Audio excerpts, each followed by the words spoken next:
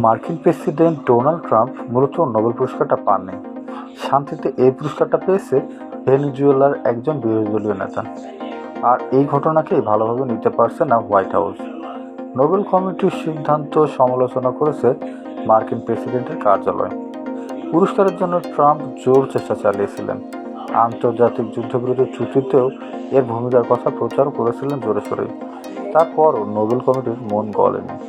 White হাউসের মুখপাত্র Steven চুং x প্ল্যাটফর্মে একটি পোস্টে বলেছেন, প্রেসিডেন্ট ট্রাম্প শান্তি চুক্তি করে যাবেন, যুদ্ধ শেষ করবেন এবং জীবনও বাঁচাবেন। তার আছে মানবতাবাদী হৃদয়।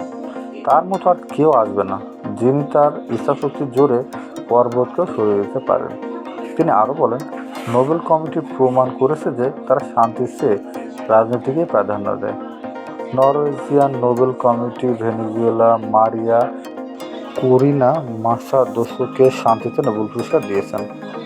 কমিটিটাকে স্বৈরাচারী নেতৃত্বের বিরুদ্ধে সাহসী শক্তি হিসাবে বিবেচনা করেছেন। ট্রাম্প এই পুরস্কারের জন্য প্রচার চালিয়েছিলেন। এই সপ্তাহে গাজা যুদ্ধ শেষ করার জন্য একটি যুদ্ধবিরতি ও জিম্মি চুক্তিও ঘোষণা করেছেন। নোবেলের এই সিদ্ধান্তের বিষয়ে প্রেসিডেন্ট ট্রাম্প এখনও মন্তব্য করেনি, তবে তিনি শুক্রবার সকালে তার ট্রুথ সোশ্যাল অ্যাকাউন্টে তার সমর্থকরা গাজা চুক্তি উদযাপন করেন এমন 3টি ভিডিও পোস্ট করেন।